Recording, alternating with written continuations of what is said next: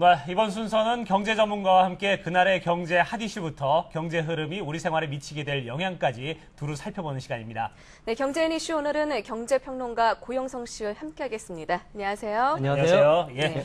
자, 먼저 이 국제통화기금이 유럽 위기가 확산되면서 아시아 지역에 이제 심각한 위협이 된다면서 올해 이제 아시아 경제 전망률 전망치를 하향 조정했다고 했는데 도대체 어느 정도나 지금 하향 전망을 한 겁니까? 예, IMF의 발표에 의하면 네.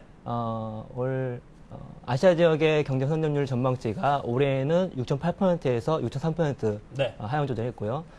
내년에는 6.9%에서 6.7%까지 하향 조정한다고 발표했는데요. 네. 그 이유가 무엇이냐면 아시아 지역의 올 2분기부터 네. 경제가 둔화되기 시작했고 그렇죠. 또 물가 또한 상승 압력이 있기 때문에 네. 그것도 종합해서 전망치를 하향 조정했다고 발표를 했습니다. 네. 그렇게 되면 지금 현재 점진되어져 가고 있는 유럽 재정 위기와 함께 또 아시아 지역 동안 성장률이 이제 하향 조정이 되면서 우리 아시아 지역에 있던 뭐 외국인 자금들이나 네. 그 사람들이 나갈 수 있기 때문에 우리는 자금 시장이나 외환 시장에 변동성이 있을 수 있음을 염두에 두시는 것이 좋겠습니다. 네, 그렇군요. 네, 아시아를 비롯한 세계 경제에 미치는 영향이 좀 상당하기 때문에 유럽의 신경이 곤두서 있다고 해도 과언이 아닌데, 그렇겠네요. 네, 때문에 어제부터 이제 오늘까지 파리에서는요, 유럽 재정 위기와 미국 경기 회복 둔화와 같은 글로벌 경제 위기에 대응하기 위해서 G20개국이 모여가지고 지금 회의를 진행하고 얘기를 들었습니다. 이 회의가 갖는 의미는 어떤지 좀 먼저 설명을 부탁드리겠습니다. 이번 의미를 찾기 위해서는 지난달에 있었던 워싱턴 회부터 좀 살펴봐야 될 텐데요. 네. 그때는 G20 재무장관 회담이 말뿐이었다 이런 평가를 받았습니다. 그렇죠. 그 이유가 무엇이냐면 당시에 G20 재무장관들이 세계 경제는 위기에 직면해 있다 해서 강하고 지속적인 대응을 하겠다라고 말만 했을 뿐 구체적인 방안이 없었기 때문에 네. 오히려 이번에는 많이 좀 상황이 어려운 가운데 있기 때문에 구체적인 방안이 나올 것이 아닌가 하는 기대감이 좀 있는 것입니다.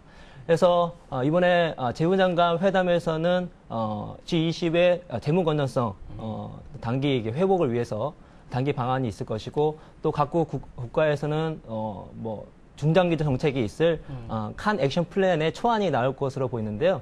칸 액션 플랜이라고 하는 것은 그렇게 어려운 것이 아니라 네. 다음 달에 있을 G20 정상회의가 프랑스 칸에서 나오고 그때 네. 구체적인 실천 방안이 나올 것이다. 그래서 칸 액션 플랜이라고 하는 것입니다. 그렇군요. 그래서 이번 재무장관 회의는 구체적인 상황이 나오기보다 다음 달에 있을 정상회의에 네. 필요한 밑그림을 그린다라고 생각하게 보시면 좋을 것 같습니다. 그렇군요. 이제 네. 칸에서 이제 정상회담이 열리기 때문에 거기에 대한 밑그림을 그린다 해서 이제 칸 네. 액션 플랜 이런 얘기가 나오고 있는데 그러면은 이번 회의에서 오고 갈 얘기들이 구체적으로 어떤 것들이 좀 있을까요? 예, 무엇보다 먼저 각국 중앙은행들이 풍부한 유동성을 공급하는 것에 대한 이야기가 나올 것 같은데요. 네. 그게 무엇이냐면 지금 재정 건전성 회복을 위해서 노력을 해야 되겠지만 네. 재정 건전성 회복을 위하다 보면은 경기가 침체될 수 있기 때문에 단기적으로 경기를 부양해야 되지 않겠냐 그렇죠. 이런 원칙 하에서 얘기 나오는 것입니다. 그래서 영국 텔레그래프에 의하면 과거 지난달에 22일에 있었던 워싱턴 재무장관 회의에 나왔던 세 가지 내용들이 네. 이번에도 나올 것이다라고 얘기를 하고 있는 것인데요. 네. 그 중에 하나가 그리스의 부분적 디폴트 허용이 네. 있겠고요. 네. 두 번째로는 프랑스 은행들의 대대적 구제 금융이 있을 텐데요. 지금 소시에테 제네랄이나 BNP 파리바 같은 경우는 지금 문제가 되고 있는 피그스 국가들, 남유럽 네. 국가들에 많이 익스포저가 있기 때문에 이런 은행들을 구제 금융하자 이런 얘기가 나오는 것이고요.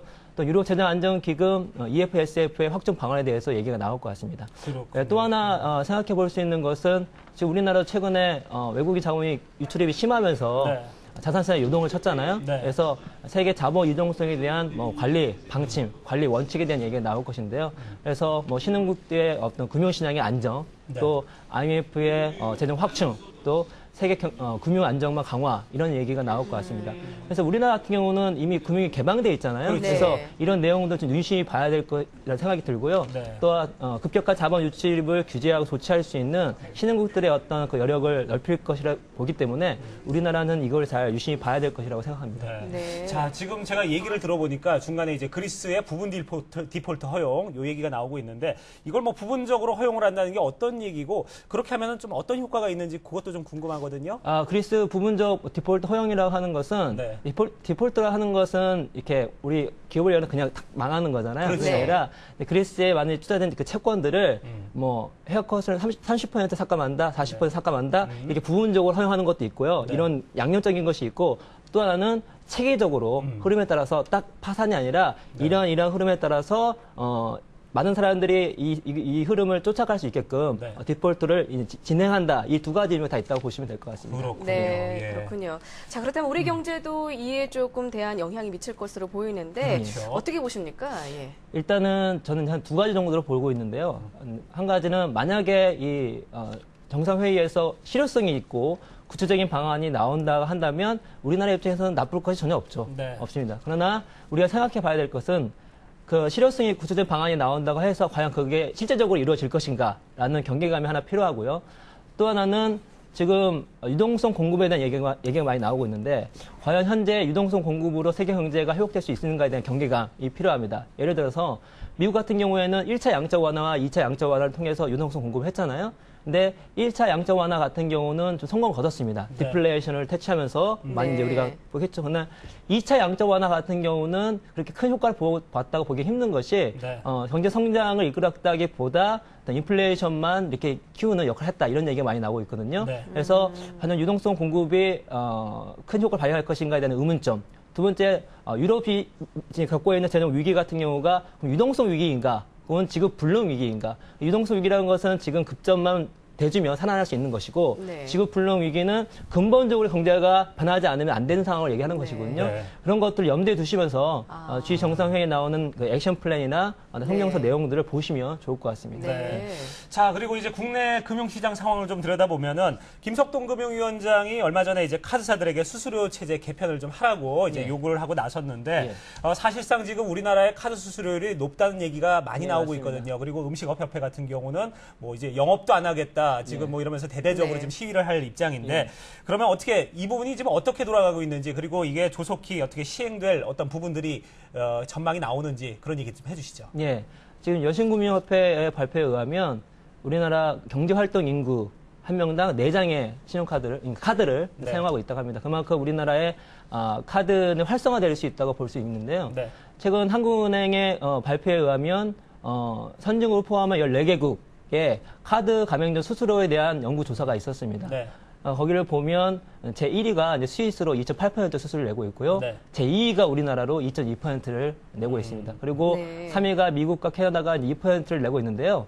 더 큰 문제점이 무엇이냐면 우리나라를 제외한 13개 국가들 같은 경우는 카드 사용 중에 직불 카드가 많습니다. 근데 직불 카드는 수수료가 낮거든요. 그렇죠. 예, 일례로 들으면 스위스 같은 경우는 1위였지만 네.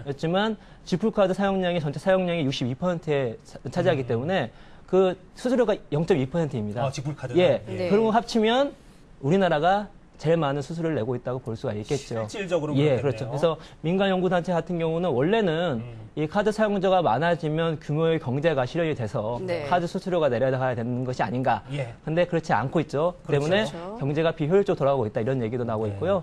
또 우리나라 같은 경우는 카드 결제 금액이 뭐 GDP의 36%인데 선진국 같은 경우는 10%이기 때문에 우리가 상당히 심한 경우라고 보시면 될 것 같습니다. 그래서 네. 지금 현재 문제가 되고 있는 것이고요. 네, 알겠습니다. 네, 말씀 잘 들었습니다. 네. 네, 지금까지 고영성 경제평론가였습니다. 고맙습니다. 고맙습니다. 고맙습니다.